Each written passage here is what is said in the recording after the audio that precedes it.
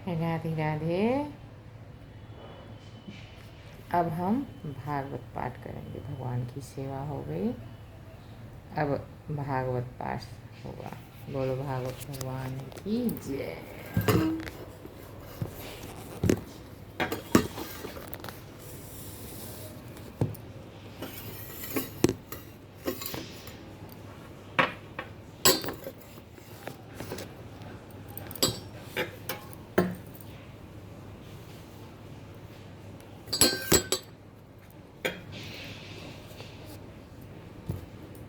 भागवत भगवान की जय। बांके बिहारी लाल की जय। अब हम आप लोग को सुनाते हैं भागवत कथा। बोलो भागवत भगवान की जय। तृतीय स्कंद और अथैक त्रिशोध्याय मतलब 31वां अध्याय होगा। बोलो बांके बिहारी लाल की जय। वक्रतुंड की जय। हर हर महादेव की जय। मनुष्य योनि को प्राप्त हुए जीव की गति का वर्णन। श्री भगवान कहते हैं, माता जी, जब जीव को मनुष्य शरीर में जन्म लेना होता है तो वह भगवान की प्रेरणा से अपने पूर्व कर्मानुसार देह प्राप्ति के लिए पुरुष के वीर्य कण के द्वारा स्त्री के उदर में प्रवेश करता है। वहाँ वह एक रात्रि में स्त्री के रज में मिलकर एक रूप कलल बन जाता है। 5 रात्रि में बुदबुदा हो जाता है। इस 10 दिन में बेर के समान कुछ कठिन हो जाता है और उसके बाद मांसपेशी अथवा अंडज प्राणियों से अंडे के रूप में परिणत हो जाता है। 1 महीने में उसके सिर निकल आते हैं। 2 मास में हाथ पांव आदि का विभाग हो जाता है और 3 मास में नख रोम अस्थि चर्म स्त्री पुरुष के चिन्ह तथा अन्य छिद्र उत्पन्न हो जाते हैं। 4 मास में उसमें मांस आदि 7 धातुएं पैदा हो जाती हैं। 5वें महीने में भूख प्यास लगने लगती है और 6ठे मास में झिल्ली से लिपटकर वह दाहिनी कोख में घूमने लगता है। उस समय माता के खाए हुए अन्न जल आदि से उसकी सब धातुएं पुष्ट होने लगती है और वह कृमि आदि जंतुओं के उपस्थित स्थान उस जघन्य मल मूत्र के गड्ढे में पड़ा रहता है। वह सुकुमार तो होता ही है, इसलिए जब वहाँ के भूखे कीड़े उसके अंग प्रत्यंग नोचते हैं तब अत्यंत कलेश के कारण वह क्षण क्षण में अचेत हो जाता है। बोलो भगवान की जय। माता के खाए हुए कड़वे तीखे गरम नमकीन रूखे और खट्टे आदि उग्र पदार्थों का स्पर्श होने से उसके सारे शरीर में पीड़ा होने लगती है। वह जीव माता के गर्भाशय में झिल्ली से लिपटा और आंतों से घिरा रहता है।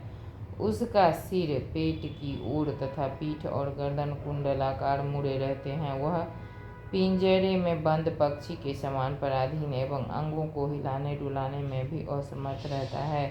इसी समय अदृष्ट की प्रेरणा से उसे स्मरण शक्ति प्राप्त होती है। तब अपने सैकड़ों जन्मों के कर्म याद आ जाते हैं और वह बेचैन हो जाता है तथा उसका दम घुटने लगता है। ऐसी अवस्था में उसे क्या शांति मिल सकती है? बोलो भगवान की जय। 7वां महीना आरंभ होने पर उसमें ज्ञान शक्ति का भी उन्मेष हो जाता है, परंतु प्रसूति वायु से चलायमान रहने के कारण वह उसी उदर में उत्पन्न हुए विष्ठा के कीड़ों के समान एक स्थान पर नहीं रह सकता। तब सप्त धातु में स्थूल शरीर से बंधा हुआ वह देहात्मदर्शी जीव अत्यंत भयभीत होकर दीन वाणी से कृपा याचना करता हुआ हाथ जोड़कर उस प्रभु की स्तुति करता है जिसने उसे माता के गर्भ में डाला है। बोलो भगवान की जय। जीव कहता है, मैं बड़ा अधम हूँ। भगवान ने मुझे जो इस प्रकार की गति दिखाई है वो मेरे योग्य ही है।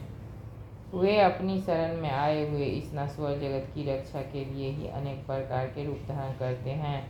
अतः मैं भी भूतल पर विचरण करने वाला उन्हीं के निर्भय चरणारविंद की शरण लेता हूँ, जो मैं इस माता के उदर में देह इंद्रिय और अंतःकरण रूपा माया का आश्रय कर पुण्य पाप रूप कर्मों से आच्छादित रहने के कारण बुद्ध की तरह हूँ, वहीं मैं यही अपने संतप्त हृदय में प्रतीत होने वाले उन विशुद्ध अभिकारी और अखंड बोध स्वरूप परमात्मा को नमस्कार करता हूँ। मैं वस्तुतः शरीर आदि से रहित होने पर भी देखने में पांच भौतिक शरीर से संबंध हूँ और इसलिए इंद्रिय गुण शब्द आदि विषय और चिदाभास रूप जान पड़ता हूँ। अतः इस शरीर आदि के आवरण से जिनकी महिमा कुंठित नहीं हुई है, वह उन प्रकृत और पुरुष के नियंता सर्वज्ञ परम पुरुष की मैं वंदना करता हूँ। उन्हीं की माया से अपने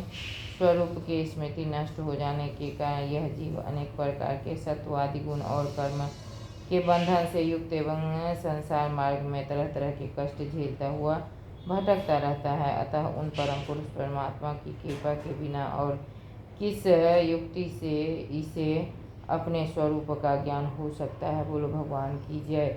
मुझे जो यह तरकालिक ज्ञान हुआ है, यह भी उनके सिवा और किसने दिया है, क्योंकि अस्थावर जंगम समस्त प्राणियों में एकमात्र वो ही तो अंतर्यामी रूप अंश से विद्यमान है। अतः जीव रूप कर्म जनित पदवी का अनुवर्तन करने वाले हम अपने त्रिविध तापों की शांति के लिए उन्हीं का भजन करते हैं। भगवान, यह देहधारी जीव दूसरी माता के देह के उदर के भीतर मलमूत्र और रुधिर के कुएं में गिरा हुआ है। उसकी जठराग्नि से इसका शरीर अत्यंत संतप्त हो रहा है।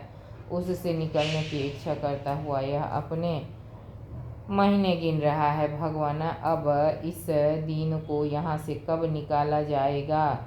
स्वामिन, आप बड़े दयालु हैं। आप जैसे उदार प्रभु ने ही इस 10 मास के जीव को ऐसा उत्कृष्ट दान दिया है, दीनबंधो ज्ञान दिया है। दीनबंधो, इस अपने किए हुए उपकार से ही आप प्रसन्न हो, क्योंकि आपको हाथ जोड़ने के सिवा आपके उस उपकार का बदला तो कोई दे भी क्या सकता है। बोलो भगवान की जय। प्रभु, संसार के ये पशु पक्षी आदि अन्य जीव तो अपनी मूढ़ बुद्धि के अनुसार अपने शरीर में होने वाले सुख दुख आदि का ही अनुभव करते हैं, किंतु मैं तो आपकी कृपा से समदम आदि साधन संपन्न शरीर से युक्त हुआ हूँ। अतः आपकी दी हुई विवेकवती बुद्धि से आप पुराण पुरुष को अपने शरीर के बाहर और भीतर अहंकार के आश्रय भूतात्मा की भांति प्रत्यक्ष अनुभव करता हूँ।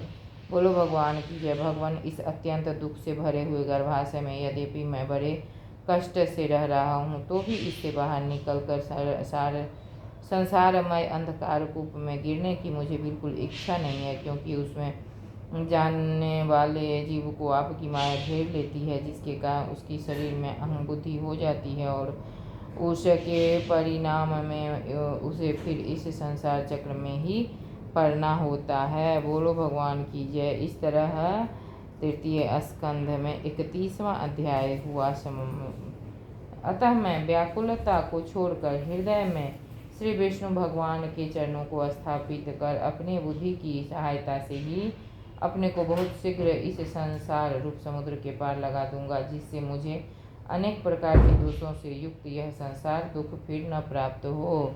इस तरह जीव कहता है। तो भगवान कपिल देव जी कहते हैं, माता, वह 10 महीने का जीव गर्भ में ही जब इस प्रकार विवेक संपन्न होकर भगवान की स्तुति करता है, तब उस अधोमुख बालक को प्रसव काल की वायु तत्काल बाहर आने के लिए धकेलती है। उसके सहसा ठेलने पर वह बालक अत्यंत व्याकुल हो नीचे सिर करके बड़े कष्ट से बाहर निकलता है। उस समय उसके श्वास की गति रुक जाती है और पूर्व स्मृति नष्ट हो जाती है। पृथ्वी पर माता के रुधिर और मूत्र में पड़ा हुआ वह बालक विष्ठा के कीड़े के समान छटपटाता है। उसका गर्भवास का सारा ज्ञान नष्ट हो जाता है और वह विपरीत गति देहाभिमान रूप अज्ञान दशा को प्राप्त होकर बार बार जोर जोर से रोता है। बोलो भगवान की जय। इस तरह अभी हम 2 अध्याय पढ़ेंगे भागवत कथा में। कपिलोपाख्यान चल रहा है। भगवान कपिल देव माता देवहूति को कह रहे हैं